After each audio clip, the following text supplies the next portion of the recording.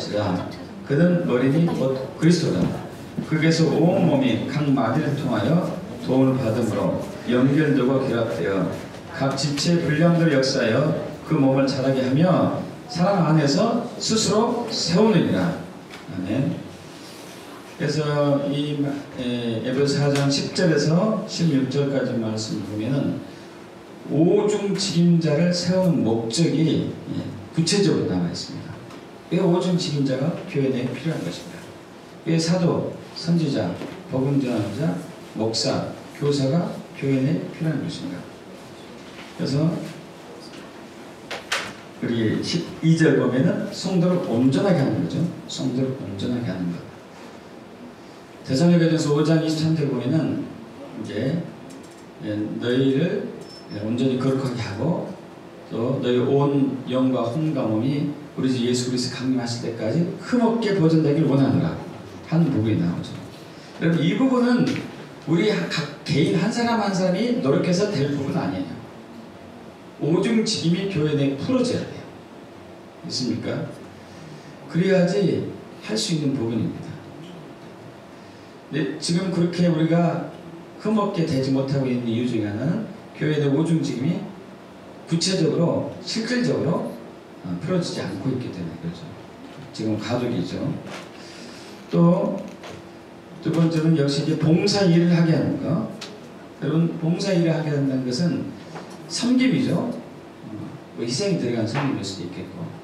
여러분 그런데 이것은 사람의 힘으로 하는 것이 아니고 하나님의 일은 성령의 역사해야 돼요. 할렐루야.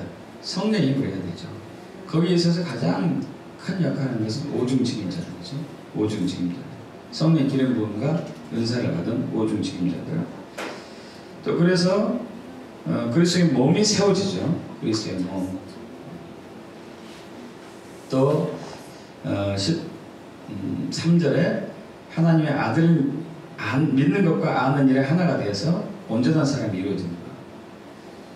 오중직임자가 교회 내에 있어야지만이 하나님을 아는 것, 알고 믿을 수 있게 됩니다.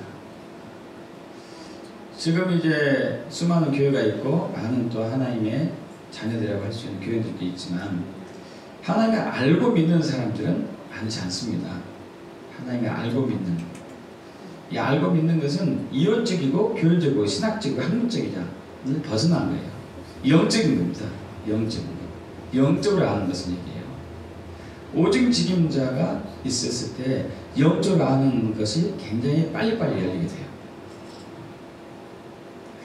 저희 교회나 저희 선교회에서도 물론 이제 그 전부터 환상이나 꿈을 꾸고 예언을 이렇게 적인 기름을 믿는 사람이 있지만 그런 분 드물고, 그러나 여기 와서 계속 몸담게 되면은 그 부분도 열리게 되죠.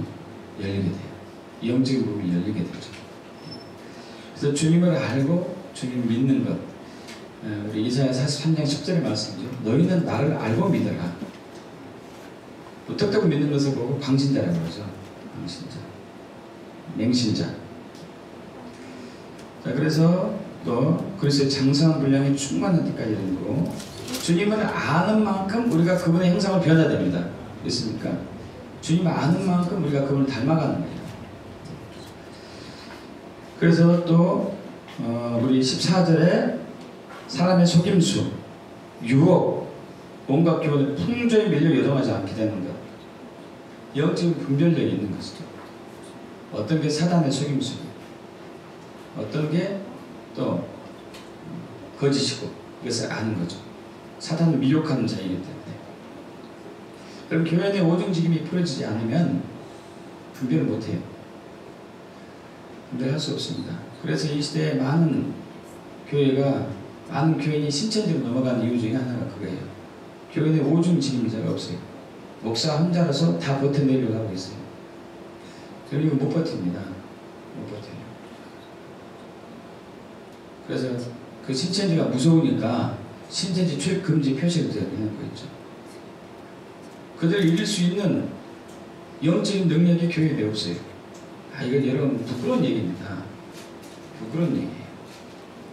신천지가 아닌 신천지 할아버지가 온다 하더라도 그들이 와서 굴복하든지 도망가든지 해야 돼요.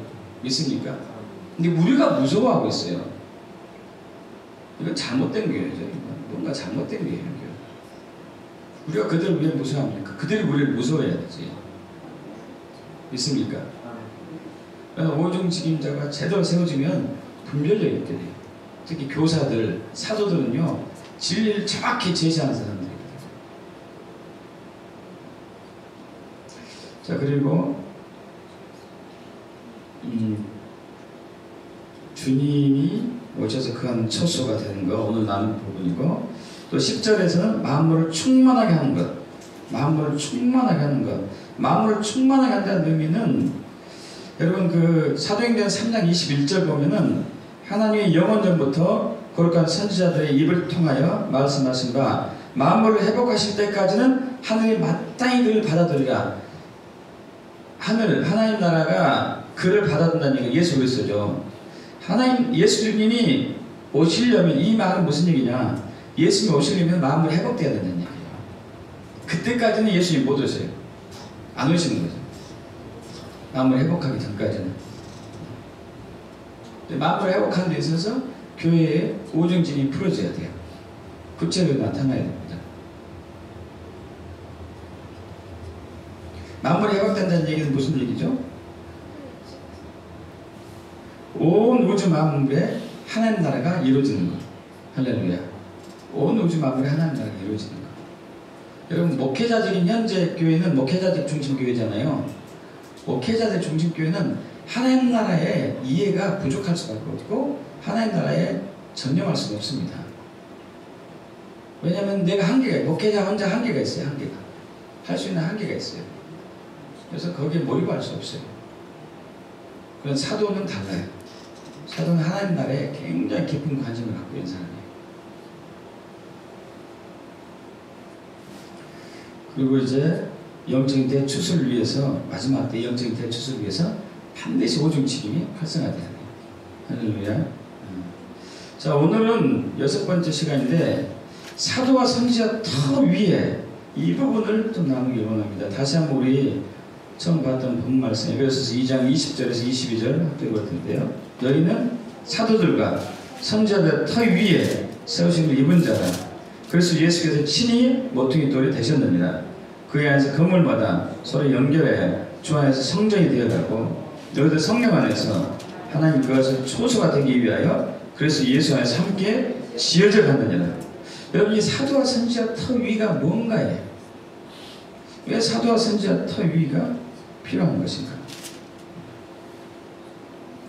에베소서 2장 20절에서 22절 보면은 교회라는 건물을 세운 데 있어서 설계도면이 나옵니다. 설계도면. 여러분, 우리가 어떤 건물을 짓든 간에 반드시 필요한 것은 설계도면입니다. 설계도면이 없으면 그 건물을 정말 뜻하는 대로 지을 수가 없죠. 반드시 설계도면이 있어야 돼요. 아무리 작은 개집이라도, 강아지가 살 집이라도 설계도면이 있어야 돼요. 설계도면을 그려놓고 그게 맞게 이제 짓는 것이죠. 자, 여기서 설계도면이 있는데 우리가 보면 모퉁이 돌이 나옵니다. 어느 분이죠? 모퉁이 돌은 예수 그리스도. 할렐루야. 그리고 기초석이 나옵니다. 기초석이 뭐죠? 누구죠? 사도와 선지자들. 그리고 건물, 그것만 가지고 건물이 지어지지 않잖아요. 모퉁이 돌도 있어야 되고 기초석이 있어야 되지만은 벽도 있고 천장도 있고 창문도 있고 대문도 있고 출입구도 있고 많습니다. 이것들도 있죠. 이것들은 이제 사도 선지자 남은 복음 전환자나 목사나 교사를 얘기할 수 있겠죠. 자, 그런데 교회를 짓는 자원이 또 있습니다. 자원. 22절이죠. 너희들 성령 안에서 하나님이 그하신 초소가 되기 위하여 그래서 예수 안에서 함께 지어져 가느니라. 교회를 지을 때, 이 교회라는 건물을 지어갈 때 성령 안에서 예수 안에서 짓는 거죠. 성령 안에서 예수 안에서 성령으로 말미암아 이 십자가 예수로 말미암아 짓는 것이죠. 이 두 가지는 우리 기독교 신앙에 있어서 없어서는 안 될 아주 중요한 거죠. 성령과 십자가. 예수와 성령님은 뗄래야 뗄 수 없습니다. 함께 가는 거죠. 함께. 그래서 우리 요한복음 4장에서 하나님께 예배한 자들은 영과 진리로 예배한다. 하나님이 영이시니 하나님께 예배한 영과 진리로 예배한다 해서 영이 성령님을 또 얘기할 수 있고 진리는 예수 그리스도죠. 항상 이 부분이 핵심이죠. 하나님께 나아갈 때 전도를 하든지 기도를 하든지 찬양과 경배하든지 금식하든지 말씀을 보든지 봉사를 하든지 사역을 하든지 이 두 개가 없어서는 안 되죠. 항상 두 개가 있어야 되죠. 그리고 성령님은 이제 인격체이시면서 동시에 능력으로 우리에게 나타나는 것이 역사하는 것이고 예수 그리스도는 모퉁이돌 다른 얘기는 머릿돌도 됩니다. 모퉁이돌 겸 머릿돌. 여러분 그 이스라엘에서의 건축 양식이 우리하고 조금 다른 부분이 있어요. 어떤 부분이 다르냐면은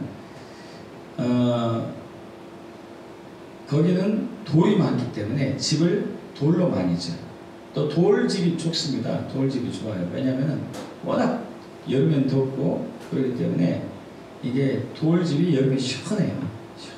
보온도 겨울에 또 보온도 잘 되고 돌로 지는데 이 모퉁이 돌이 머릿돌이면서 모퉁이 돌인데 모퉁이 돌을 중심으로 내 가지고 벽을 세워갈 수 있어요.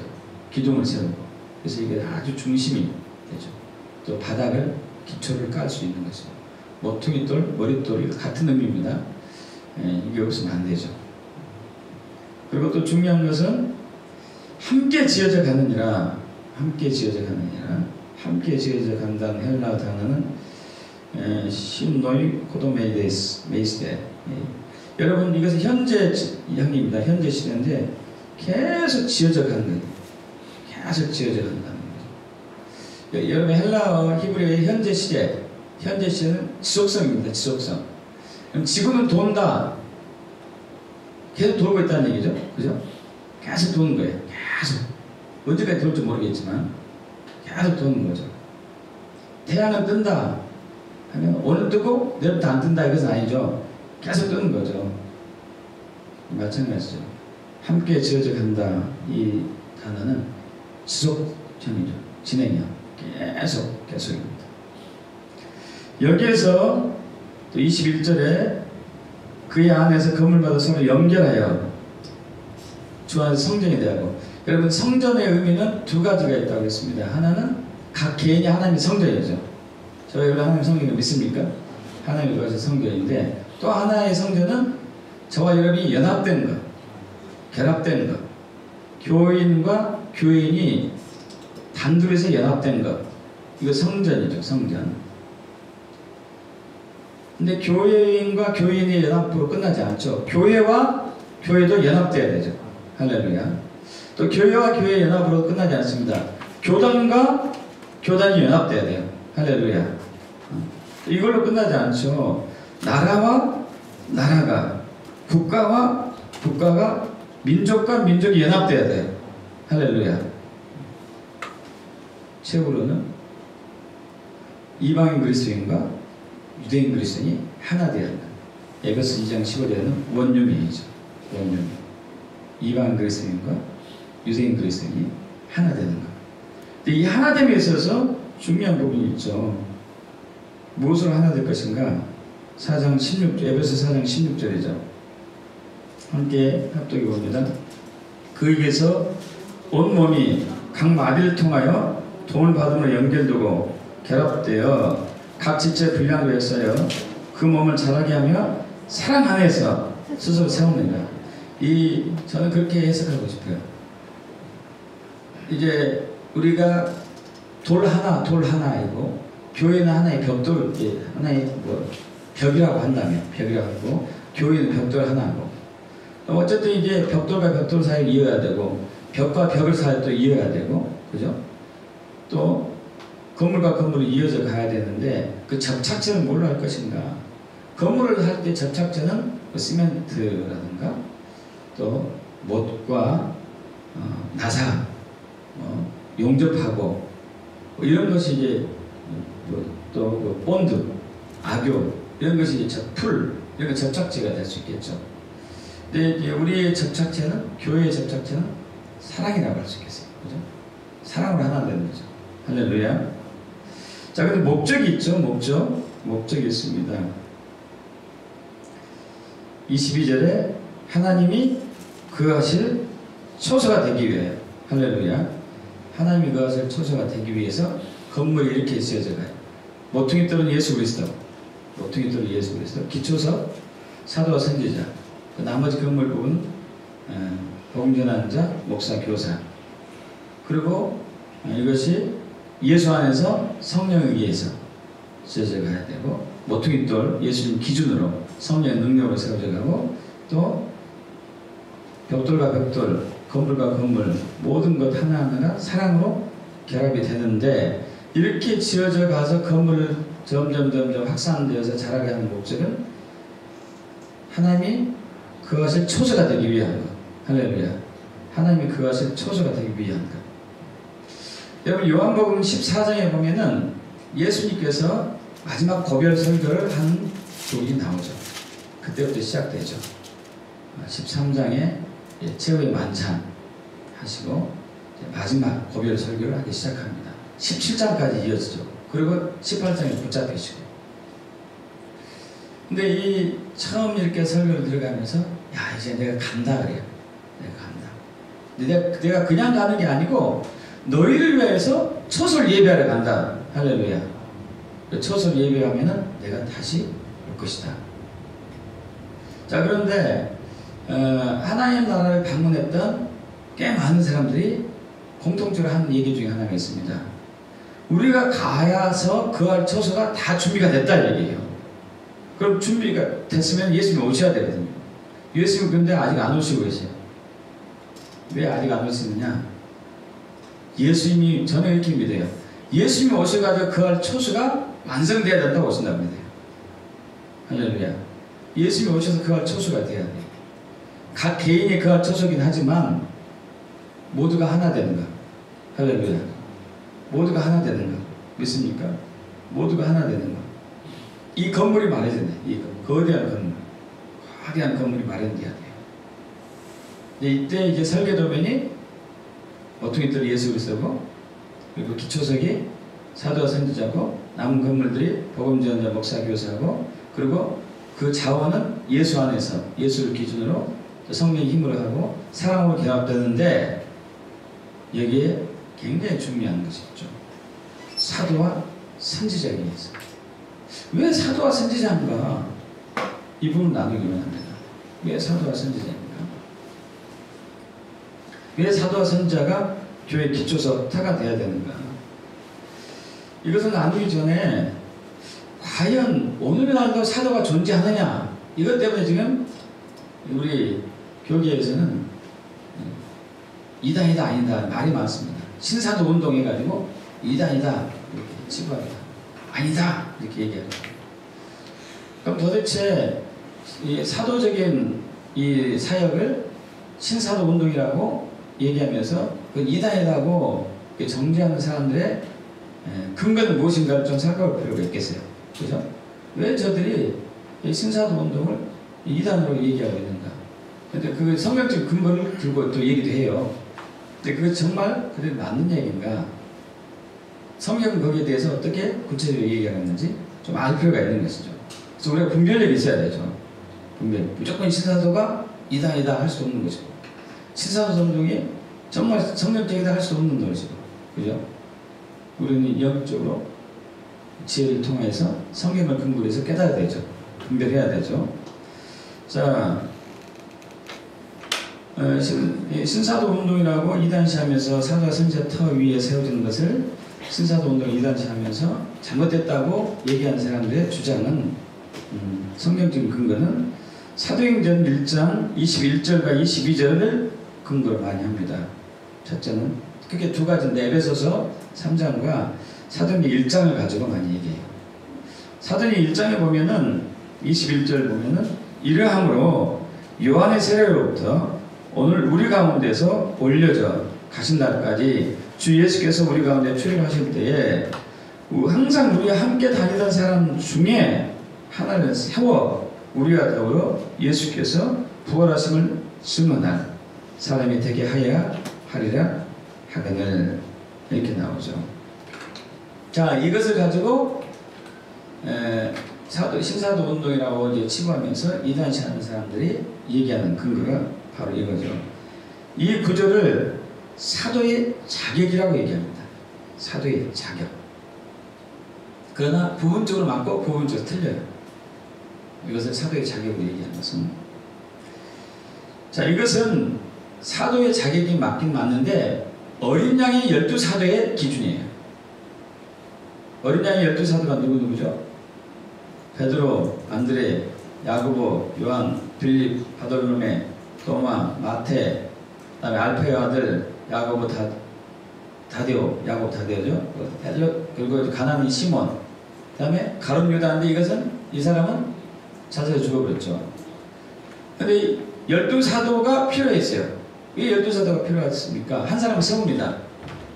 마태를 세우죠. 11사람은 안 세우고 12사람을 세웠어요. 왜 그랬을까요? 11사람 하지 않고?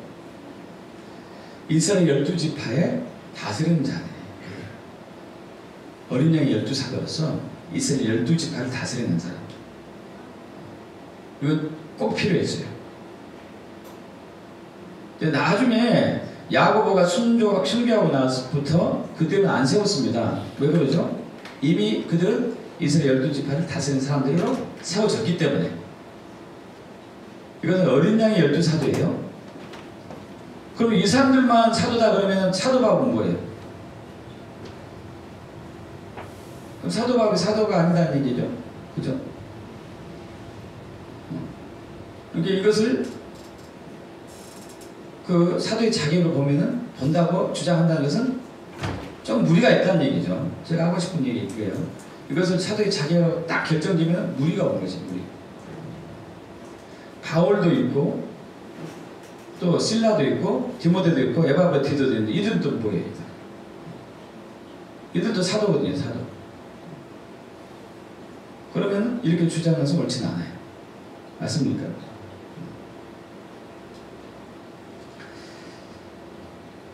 자, 그리고 이제 이 어린 양의 12사도들, 이것은 특별히 예수님의 부활하심을 증거할 사람들입니다. 그래서 예수님이 함께 있었어야 했어요. 예수님이 살아계실 때도 봤었고, 부활하신 현장은 아니면 부활하신 예수를 만났어야 했었고, 실질적으로 구체적으로 만났어요. 왜 했어야 했죠? 왜냐하면 부활하신 예수를 증거했기 때문에. 굉장히 중요한 것이죠. 그래서 이분들은 12보좌에 앉아가지고 이스라엘 12지파를 다스릴 수 있는 자기를 지닌 어린 양의 12사도들입니다. 어린 양의 12사도들은. 자, 그런데 이 부분에 우리가 무리가 있다는 얘기죠. 무리가 있어요. 또 하나의 근거로, 이 시대에 사도가 필요하지 않다고 주장하는 사람들, 또 하나의 근거로 에베소서 3장 4절 5절이죠. 여기 있으니까 우리 합독해 봅니다. 그것을 읽으면 내가 그리스도의 비밀을 깨달은 것을 너희가 알 수 있으리라. 이제 그의 거룩한 사도들과 선자들에게 성령으로 나타내신 것 같이 다른 세대에서는 사람의 아들들에게 알리지 아니하셨으니. 자, 이 부분을 놓고 사도의 조건이라고 얘기하죠. 자, 이것은 특별히 이제 바울 자신을 얘기하는 부분이 많이 있죠. 그럼 이것을 사도의 자격이고 오늘날엔 이러한 사람이 없다 해가지고 사도가 더 이상 존재하지 않는다고 하면은 또 문제가 나와요. 디모데하고 실라하고 에바브티도가 또 빠져요. 사도에서. 이것도 역시 이제 무리가 오죠. 무리가. 자, 그래서 우리는 이 부분 나중에 이제 케네세기 목사님이 사도의 네 부류의 사도에 대해서, 네 등급의 사도에 대해서 얘기한 게 있는데 좀 나누겠습니다만 이따가 이 부분을 이제 우리가 보면은 명확히 알 수가 있습니다. 또 하나, 이것은 이제 그 사도, 오늘날 사도가 존재하는가 존재하지 않는가 관계없이 사도의 조건으로 들고 있는, 사도의 조건이 되려면은 이것을 또 주장하는 사람이 있어요. 고린도후서 12장 12절인데, 사도의 표가 된 것은 내가 너희 가운데서 모든 참음과 표적과 기사와 능력을 행한 것이라. 이 부분이 나옵니다. 이 부분은 이제 공감을 굉장히 많이 하고 저도 이제 동의합니다. 근데 어떤 사람들은 이것이 무조건 사도는 아니다 이렇게 얘기하는 분도 있습니다. 어떤 것 때문에? 표적과 기사와 이사 때문에. 치유 능력이 나타나, 축사가 일어나고 죽은 자가 살아나는 이런 표적과 기사와 이사가 있어야 된다고 주장하는 사람들도 있어요. 사도가 되려면. 근데 이 표적과 기사와 이사들, 이 부분들은 저는 이렇게 해석을 하죠. 하나님만이 하실 수 있는 일이 그 사람 통해서 나타난다면 그 사람은 사도적인 기능을 있게 되면 사도라고 불려도 괜찮겠다. 치유가 꼭 나타나야 되느냐? 죽은 자가 꼭 살아나야 되느냐? 그러나 그것에 관계없이 하나님만이 할 수 있는 일, 사람이 할 수 있는 일 말고요, 하나님만이 할 수 있는 일, 이것이 나타나면 되겠다. 그럼 사도는 이제 우리 다음 시간부터 사도에 대해서 구체적으로 살펴볼 건데, 사도는요, 제가 그때 이제 그 2008년도에 꿈과 환상을 봤었을 때 꿈에 이제 영적인 거장들 한 40분 만났다고 그랬잖아요. 그분들이 사도가 선지자들이었던 것 같아요. 예수님 중심으로 주변에 참모들이 쫙 배진되어 있는 것이죠. 예수님과 함께 영적인 긴밀한 연락하면서 예수님의 뜻을 알고 성령의 감동으로 주님의 일을 함께 동역한 사람들, 중추인 역할을 했던 사람들, 그 사도와 선지자들, 여러분 그분들은 하나님만이 할 수 있는 일들이 있어요. 하나님만 할 수 있는 일. 어떤 분들은 구체적으로 죽은 자를 살리기도 하고 몇십 명씩 몇백 명씩 살리기도 한 사람도 있습니다.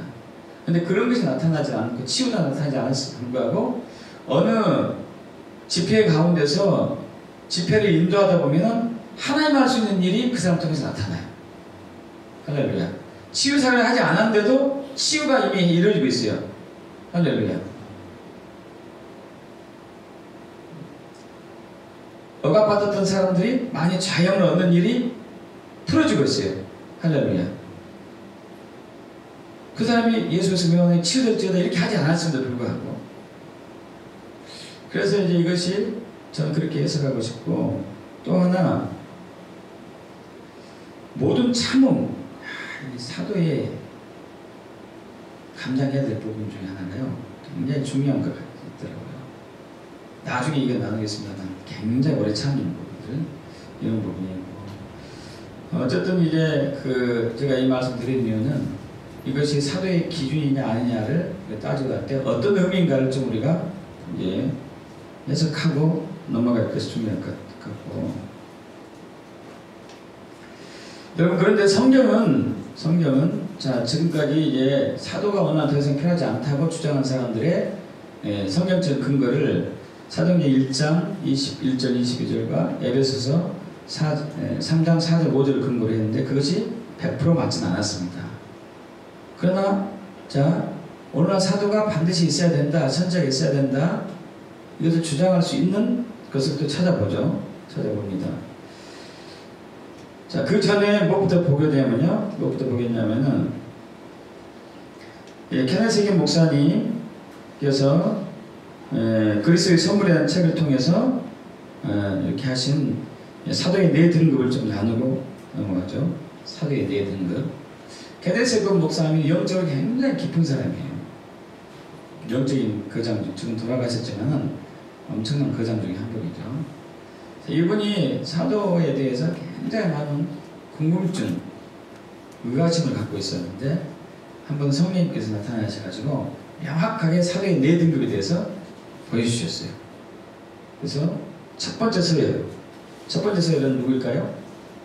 당연히 예수님. 예수님이 대사도시잖아요. 예수님은 오중직임에서 모든 것을 유일하게 다 완벽하게 갖고 있는 분이에요. 대사도, 대선지자, 대복음전도자, 대목사, 대교사. 완벽하게 갖추신 분이 유일하게 예수님이시죠. 예수님이 첫 서열, 첫 번째 서열 당연하죠. 두 번째 서열은 누굴까요? 당연히 아까 예수님의 어린 양 12사도들, 마띠아를 포함해서 12사도들. 세 번째는 뭘까요? 사도 바울. 사도 바울.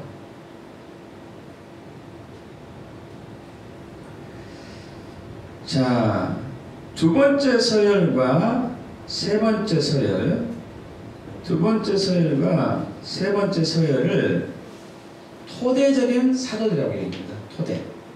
신약 성경의 토대를 쓴, 신약 성경의 근거가 된 사도들.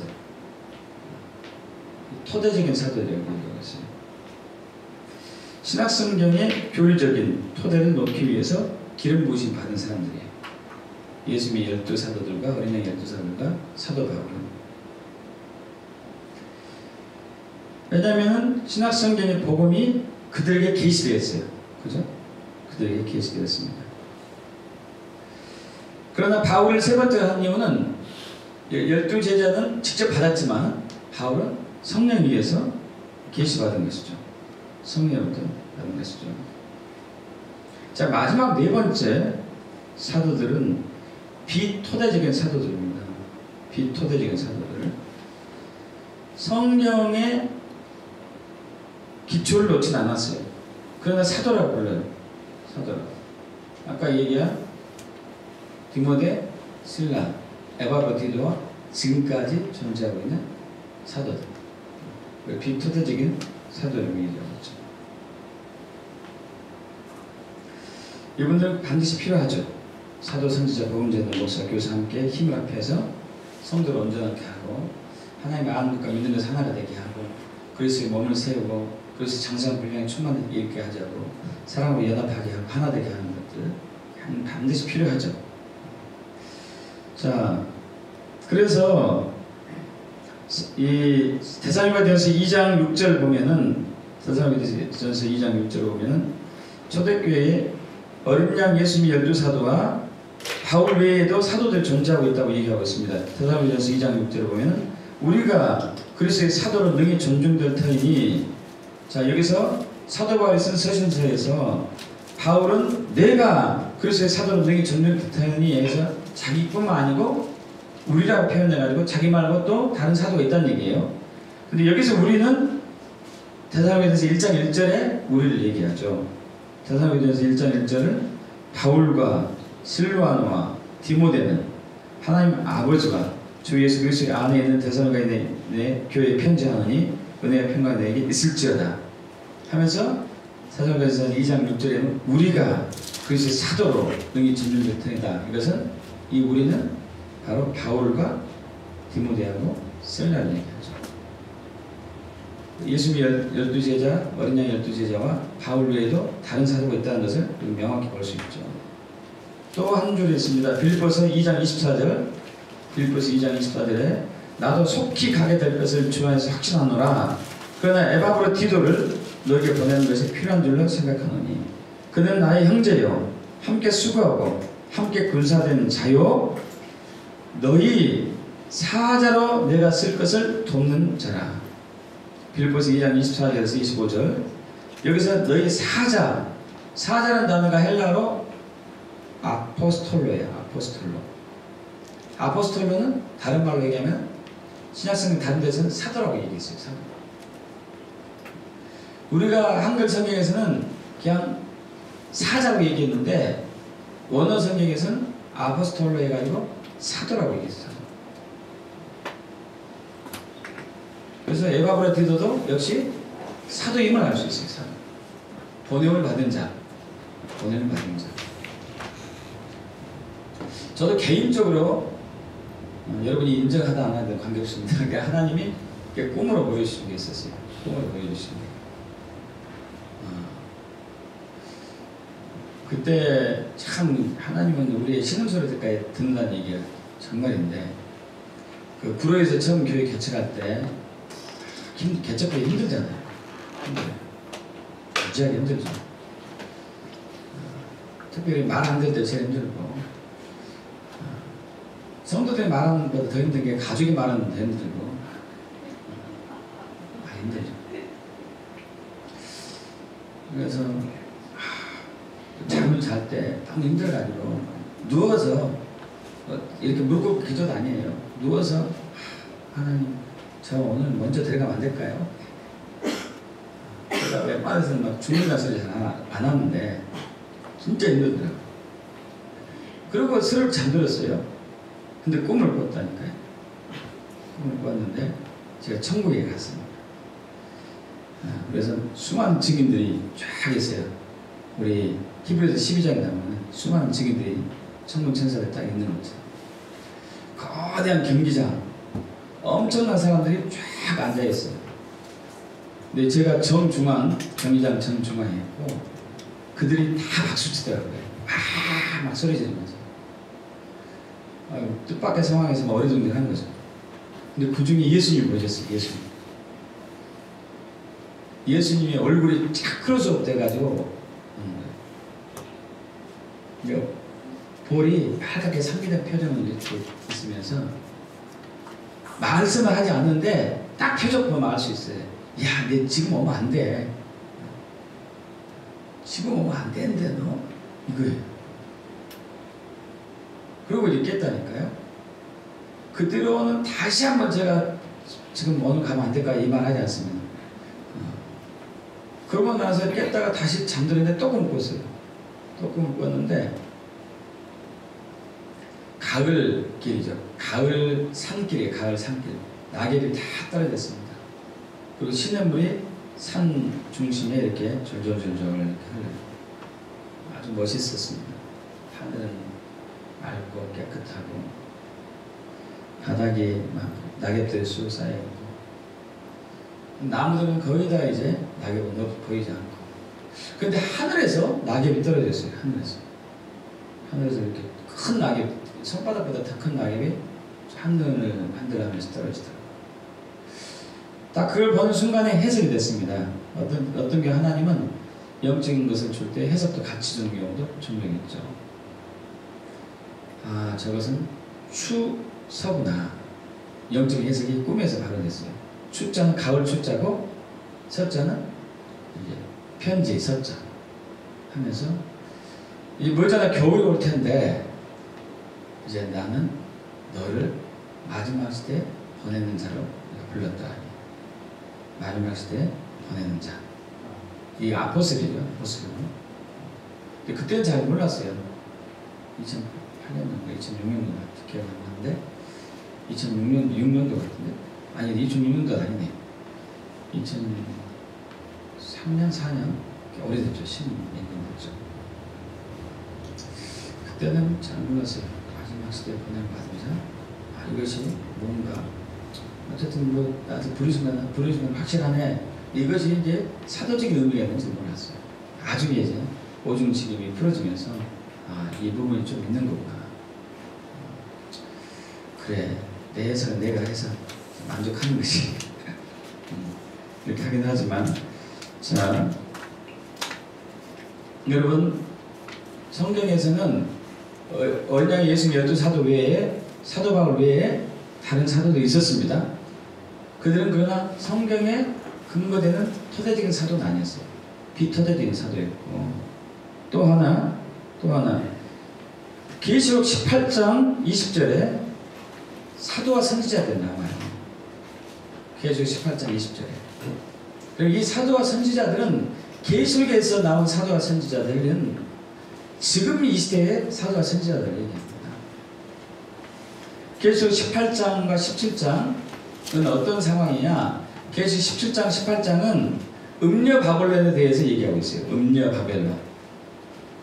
여러분 계시록에 3대 악의 세력이 있습니다. 계시록에 보면 3대 악의 세력. 마지막 시대에 예수님의 재림을 가로막고 예수님의 재림을 사모하는 하나님 나라를 갈망하는 하나님의 백성들은 무참하게 유혹하고 유린하고 짓밟는 3대 악의 세력이 나오는데 첫째는 적그리스도 두 번째 거짓 선지자, 세 번째 순서는 없습니다. 음녀 바벨론.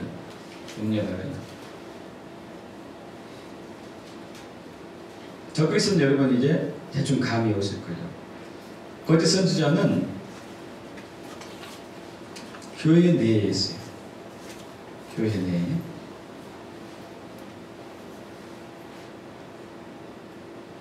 저는 그 거짓 선지자 중에 한 부류를 WCC 단체라고 얘기하기도 합니다. 종교다원주의, 혼합주의, 모든 종교에 다 구원이 있을 수 있다. 모든 종교에 구원이 있다. 결국 그 끝에 가면 다 하나님이다. 이렇게 주장하는 사람입니다.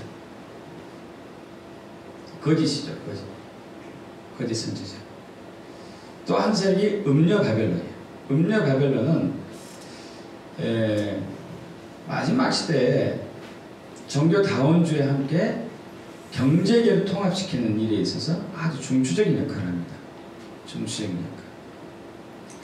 이들이 적그리스도를 세운 데 있어서 아주 중요한 역할을 하는 부류들이죠. 중요한 역할입니다. 이 음녀 바벨론이 그런데 계시록 17장과 18장에 있어서 음녀 바벨론이 추락하게 되죠. 음녀 바벨론이 추락하게 돼요. 신약에서 어떤 대상을 상대로 가장 긴 예언이 계시록 17장과 18장의 내용이 음녀 바벨론에 관한 예언이에요. 굉장히 길어요.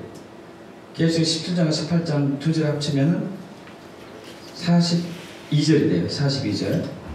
어느 특정한 세력을 두고 가장 길게 예언한, 치지 않고 예언한 경우가 드물죠. 여러분 또 묘하게 이사야에서 구약에서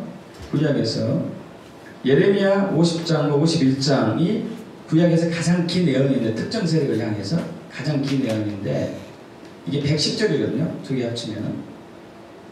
이것도 역시 바벨론에 대한 얘기. 바벨론에 대한 얘기고, 예레미야에서 또 이사야에서 13장과 14장 두 장에 바벨론에 대해서도 얘기하고 있어요.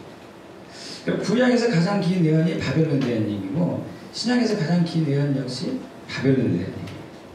바벨론. 왜 이렇게 길게 해놨을까요?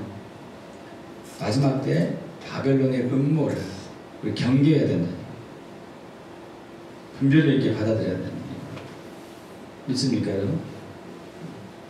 자, 그런데 이때 음녀 바벨론 등장한 시기는 지금 이때고 이 다음 세대, 우리 앞으로 올 부분이거든요.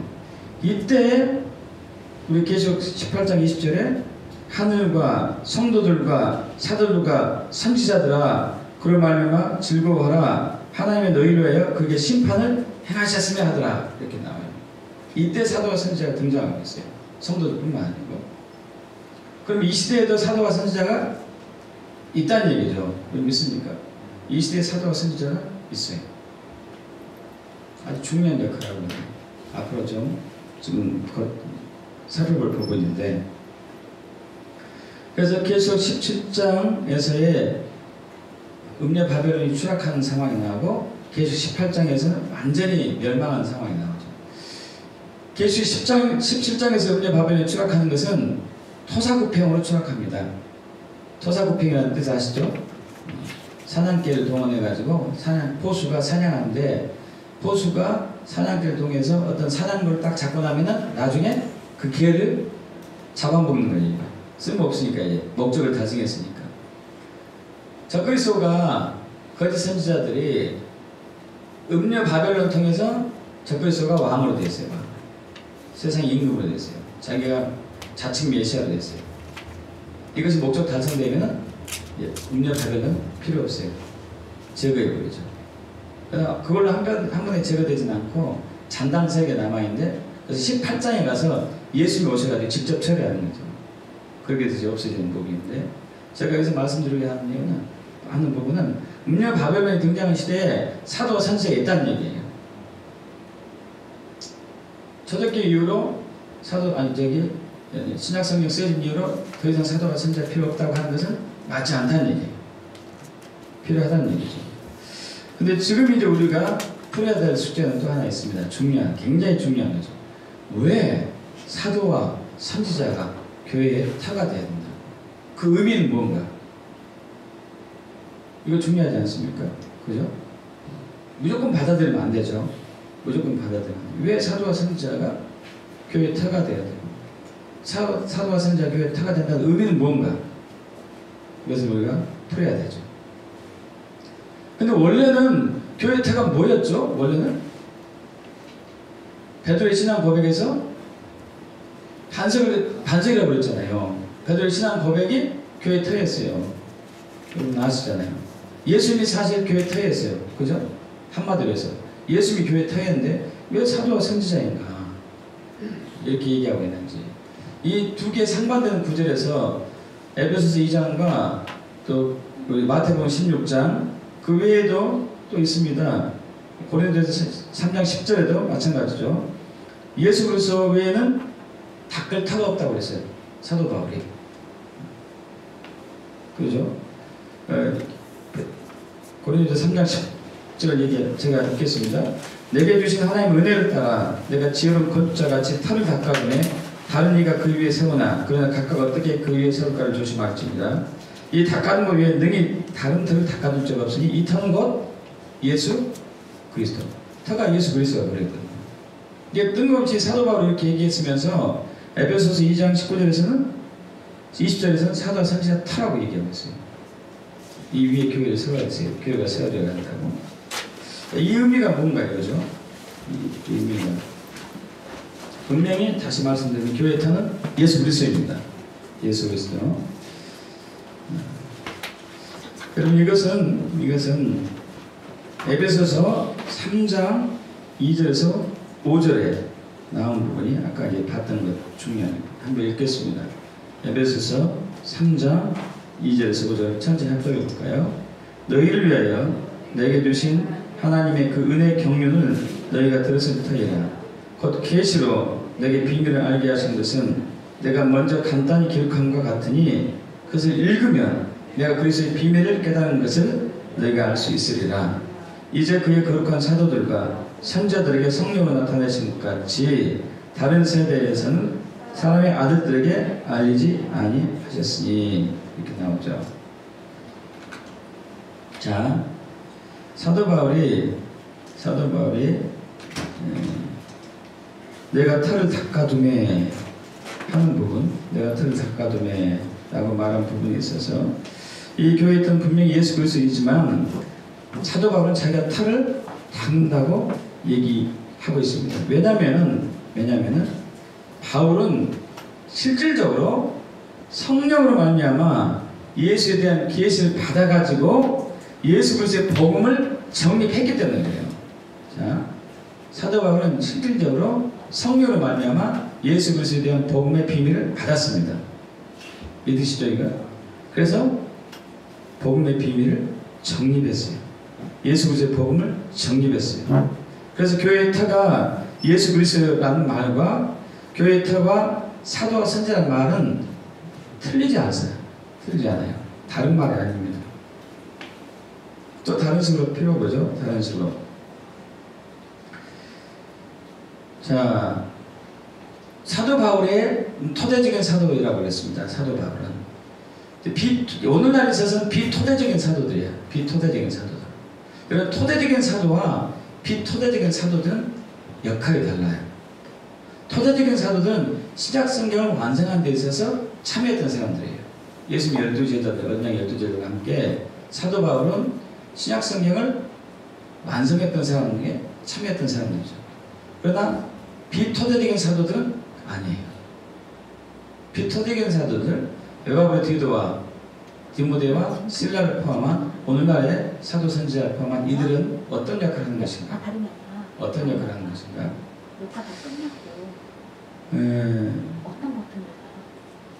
자, 예수님의 이 사도의 서열에서 1등급이었죠. 첫 번째 서열이었죠.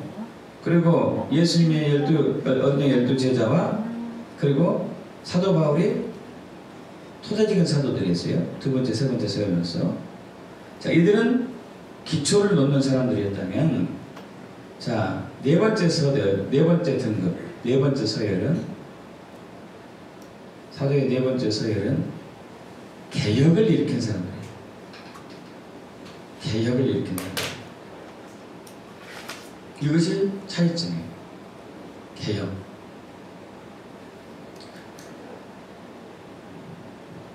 이 교회가 예수 안에서, 성령 안에서, 예수 안에서 함께 지어져 가야 돼요. 자, 모퉁이 돌 예수 그리스도 십자가 복음을 중심으로 내내 가지고 성령의 조명과 성령의 능력으로 이를 믿는 사람들이 돌 하나하나가 돼서 그들의 사랑으로 연합돼 가지고 하나님의 그가 초소로 거룩하게 지어져 가야 됩니다. 그죠? 자, 그런데 여기서 사도와 선지자가 굉장히 중요한, 비토대적인 사도와 선지자가 중요한 것은 이것이 무너질 때마다 사도와 선지자가 그런 역할을 해요. 예를 들어보죠. 우리 중세기를 암흑시대라고 합니다. 암흑시대. 왜 암흑시대로 하느냐? 여러분, 그것은 복음이 죽었기 때문이에요. 진리가 죽었기 때문에. 가톨릭에 의해서 변질된, 타락된 신앙이 이어져 왔죠.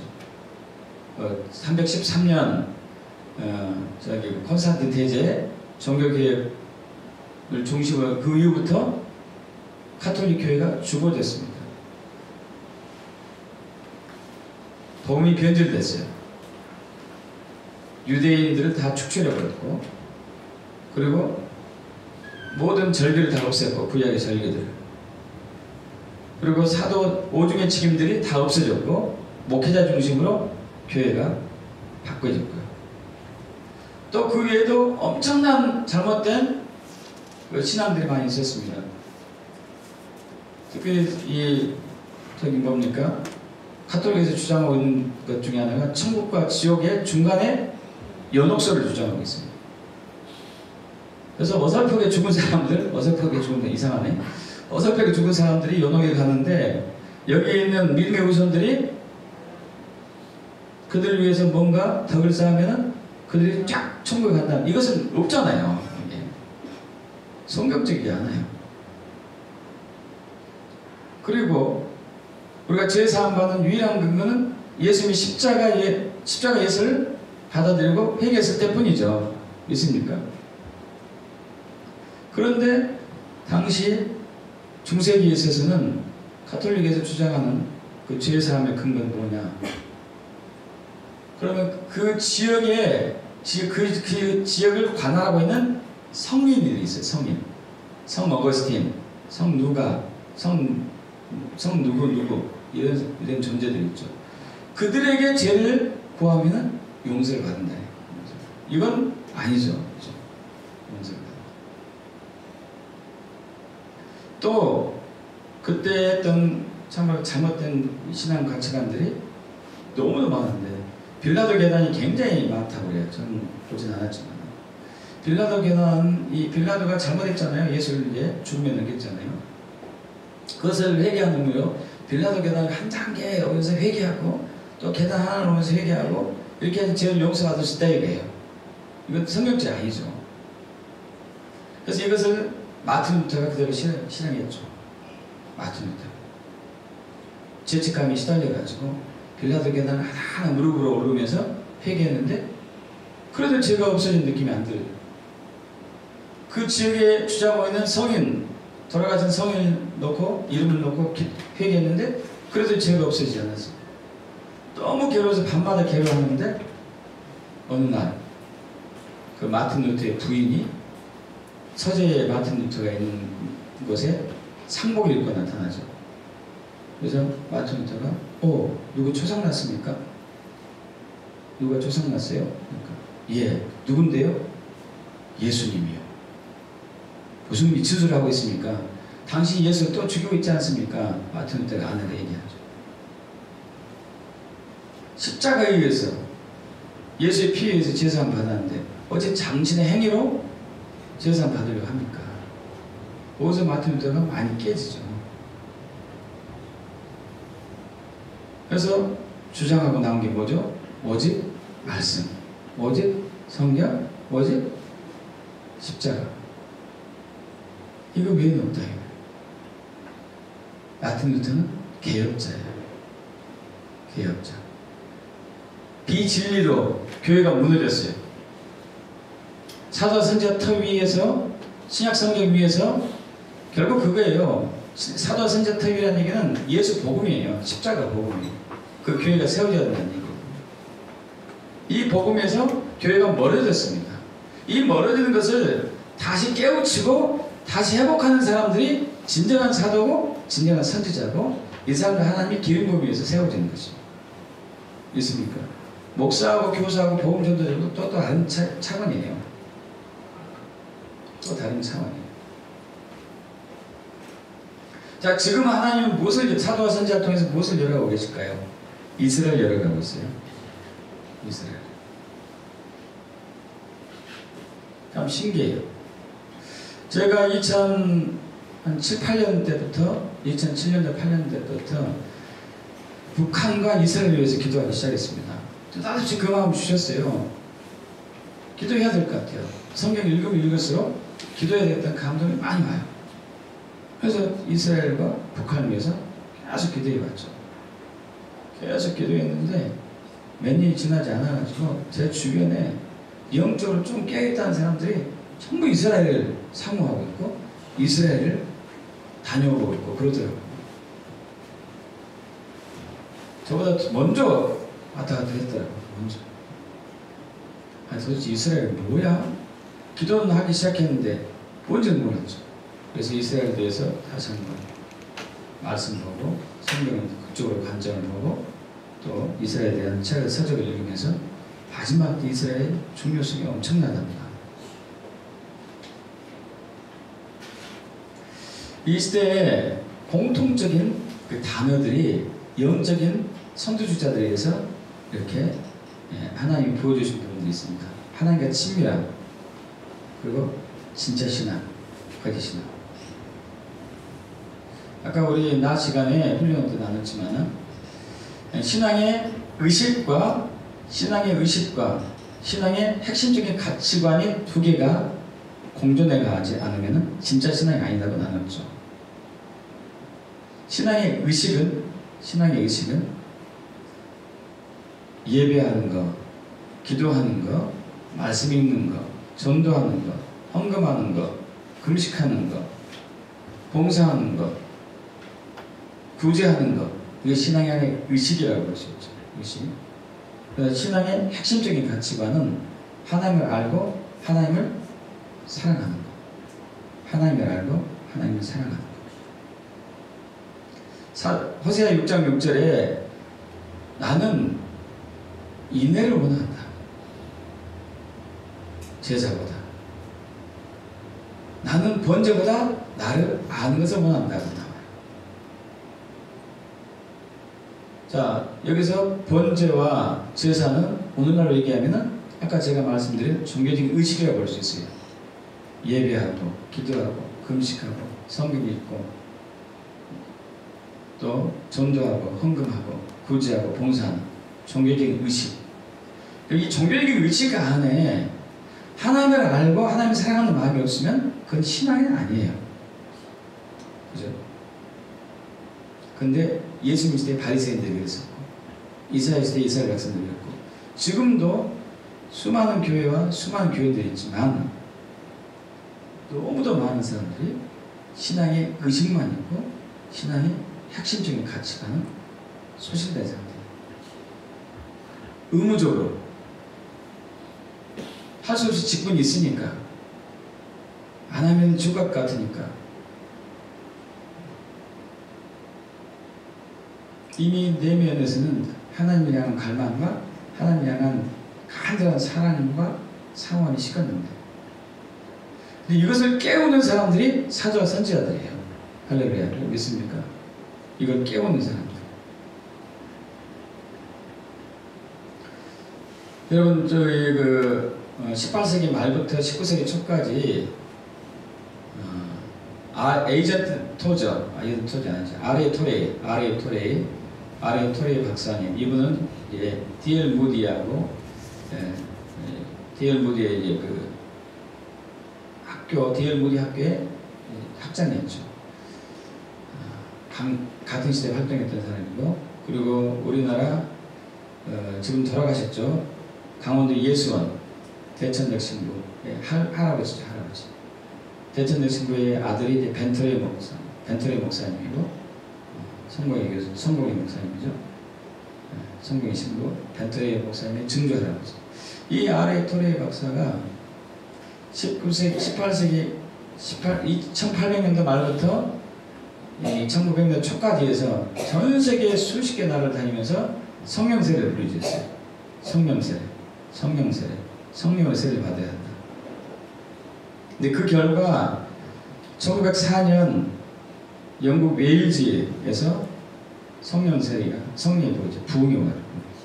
1905년 인도 카시의 지방, 1906년 미국 LA 아주사 지방, 그리고 1907년 우리나라 평양 장대인교회, 그리고 그 이듬해 만주, 또 우리 산동, 연태 지역, 세계 곳곳에 부흥이 퍼져가죠.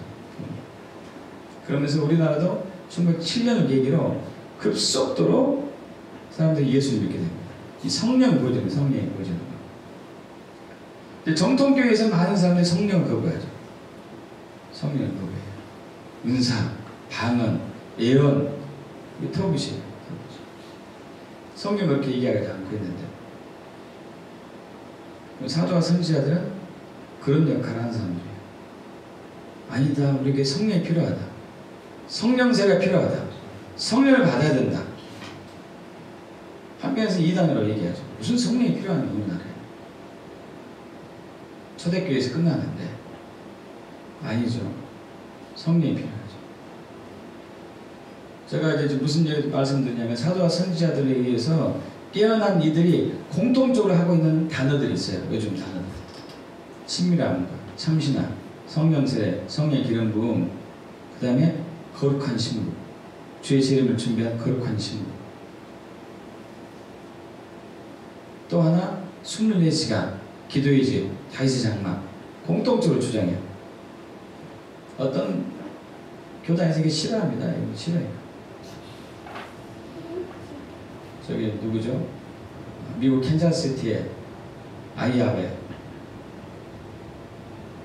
목사님은 누구죠? 마이클 부크 목사님. 마이클 목사님 이단이라고 얘기해요. 이단. 내 집은 마음이 기도한 집이다. 이걸 근거로 해가지고 우리 마태복음 21장과 사도행전 15장 16, 17절 이후에 내가 돌아와서 다윗의 모든 장막 내가 지어 회복할 것인데, 그것은 남은 자들과 이방인의 이름을 그런 데 믿는 사람들 나를 예배하게 하려 합니다. 그럼 다윗의 장막이 반드시 필요하거든요. 마지막 시대에 24시간 기도한 집, 예배한 집 필요하거든요. 이것을 세우는 사람들이 사도와 선지자였어요. 선지자. 또 세대 연합, 중요성을 얘기합니다. 연합의 중요성. 그럼 연합은 다 하나 되는 것도 중요합니다. 그러니까 구체적으로 실질적으로 하나됨을 실천해서 하나됨을 이렇게 보여주고 나가는 사람들이 있어요. 진짜로 하나됨을 구체적으로. 이번 우리 저기 뭡니까 1월달에 있었던 부산 게더링 모임에서 그랬어요. 게더링. 거기에서 우리나라와 열방이 하나 되는데 구체적으로 베트남과 우리가 굉장히 가까워졌습니다. 여러분 베트남은 우리 한국에 대한 한이 있어요. 아시죠? 베트남 전에 우리 한국군 파병했는데 한국군에 의해서 민간인들이 많이 죽었고, 그리고 안여자들 겁탈당하고, 그리고 사생아 태어나고, 버리고 와버렸고, 그래서 라이다이안들이 많이 생겼고, 그 베트남의 사람들은 한국에 대한 분노가 있어요. 아픔이에요. 거기서 하나님께서 그들에게 거기에 그 베트남에서 오는 분들이 한 10분인가 20명인가 기억 안 나는데 30분 안 넘는 것 같아요. 그 그리스도인들에게 한국에 참여한 모든 수천 명의 그리스도인들이 무릎 꿇고 회개했다니까요. 눈물을 흘리면서 저도 얼마나 많이 울었는지 몰라요. 그리고 그들이 눈물로서 우리를 용서해줬고, 이것은 우리 힘으로 눈물로 되지 않습니다. 교회가 하나 돼야 됩니다. 어떻게 하나 돼요? 성령의 기름 부음에서 사도와 선지자들의 기름 부음 받은 사람들이 그 운동을 펼쳤을 때 진짜 일어나요. 진짜 그런 일들이 현장에서. 믿습니까 여러분? 작년에 독일 게더링에서는, 작년이 아니고 2014년인가? 그건 제가 참여하지 않았기 때문에 모릅니다. 2014년인지 15년인지. 거기서는 이스라엘과 아랍권에 있는 사람들이 연합됐어요. 중동의 아랍에 있는 그리스도인들이 이스라엘 그리스도인들 앞에서 무릎 꿇고 회개했습니다. 우리가 당신들을 너무 많이 괴롭혔다. 또 이방인 그리스도인, 유럽권에 있는 그리스도인도 회개하고, 너무 당신들 괴롭혔다. 수천 년 동안, 2000년 동안 무릎 꿇고 회개하고, 이스라엘 그리스도인들이 이방인 그리스도인들을 눈물로써 용서를 받아들여요. 하나 되는 거죠. 하나 되는 거. 여러분, 이것을 누가 합니까? 누가? 성령이 예수 안에서 하는 거죠. 근데 이것을 사도와 선지자에게 하나님께 보여주셔가지고 그 일을 하게 하는 거예요. 누가 합니까? 조영기 목사가 합니까? 아니에요. 하고 싶어도 못해요. 왜냐면 그 기름 부음이 없기 때문에. 그것이 부어져야 돼요. 부어져야지 품고 하는 것이죠. 부어져야지. 원하기도 하지만 못하는 거죠. 제가 지금 무슨 단어를 얘기하고 있냐면, 이 시대에 사도와 선지자에게 부어진 특별한 단어들이 있어요. 친밀함과 진짜 신앙, 성령 세례와 기름 부음, 다윗의 장막, 24시간 기도의 집, 그리고 세대 연합, 하나됨, 또 하나 중요한 거 이스라엘.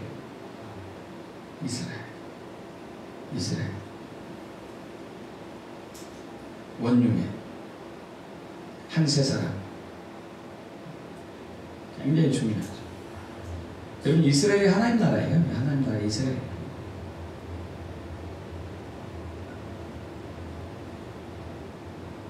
이사야, 에스겔, 구약의 곳곳에 누가복음, 이스라엘이 회복되는 데서 얘기하고 있죠. 근데 그동안 우리는 세대주의, 잘못된 신학이 있어가지고 그 이스라엘 회복된 것은 영적인 이스라엘 얘기한다. 실질적인 이스라엘 아니었다고 믿어왔죠. 아니었습니다. 하나님이 진짜 이스라엘을 세운 거죠. 할렐루야. 그리고 예루살렘도 회복하셨고, 그리고 성경에 있는 약속 그대로 이방에 흩어져 있는 이스라엘 백성들 전부 고향 땅으로 들이고 있어요. 할렐루야. 놀라운 일이에요. 이사야 49장에 보면요, 무슨 내용이 나오냐면, 내가 너희를 열국 흩었지만은 내가 서쪽에서, 북쪽에서, 몽골에서, 신임 땅, 중국에서 내가 너희를 다 돌아오게 할 것이다. 너희 아들은 안겨서 올 거고 너희 딸은 어깨에 메고 올 것이다. 이 부분이 나와요. 야, 그런데 이 부분이요, 그 하영조 목사님이 살아계실 때 온누리교회, 지금 거기에 소속됐다고 볼 수도 없겠지만 킵이라는 단체예요. 킵이라는 단체가 수십 년 전부터 특히 러시아, 구소련에 흩어져 있는 이스라엘 백성들을 많이 이제 본국으로 회복한 알리아 운동을 참여하죠. 알리아. 그들에게 가서 회개부터 하더라고요. 회개부터. 왜냐하면 그들은 예수를 싫어하거든. 예수 믿는 그리스도인들을 위해서 이스라엘이 수천 년 동안 핍박을 당했기 때문에 회개하고, 당신들의 이 약속의 말씀에 따라서, 구약에 있는 약속의 말씀에 따라서 당신들 우리가 고향 땅으로 돌이키게 하기 위해서 왔습니다. 같이 갑시다. 당신들이 거주할 정착금도 우리가 준비하겠습니다. 엄청난 일들 한 거예요. 그래서 그들이 배를 타고 가기도 하고, 비행기를 타고 가기도 하고, 차를 가지고 가기도 하는데, 또 올라간 것이 있었어요. 그 리더자 이름이 잠깐 이랬는데, 진짜로 그 가족이 이제 소련에서, 구소련에서, 러시아에서 이스라엘로 가는데 아들을 안고 딸을 어깨에 메고 가. 그대로 성경의 약속의 말씀 그대로 할렐루야. 여러분 이 약속의 말씀은 한치도 어김없이 성취되는 것이다. 믿습니까? 성취되는 거예요. 정말로 그대로 일어났어요. 저는 그들이 사도와 선지자라고 봐요. 그러지 않을까요? 또 마지막으로 제일 중요한 것은 진짜 사도와 선지자의 터 위에 이런 것들이 세워지는 것이죠. 복음이 면제될 때마다 하나님은 사도와 선지자를 보내십니다. 하나님의 길이 뭔지를 모르고 방황할 때마다 사도와 선지자를 세우셔요. 그래서 그 길로 인도하시고 교회를 다시 세우고 주님이 오실 길을 준비하는 것이죠. 그래서 사도와 선지자가 중요한 거예요. 믿습니까? 여러분 성경교회에 사도와 선지자가 세워지도록 기도하셔야 돼요. 그런 분들이 기름 부어줄 수 있도록. 할렐루야. 그래야지 교회가 하나님이 그가 오셔서 제림에서 예수님 오셨을 때 그할 수 있는 처소가 됩니다. 그렇습니까? 그렇게 축복합니다. 기도할까요? 찬양하고 기도하겠습니다.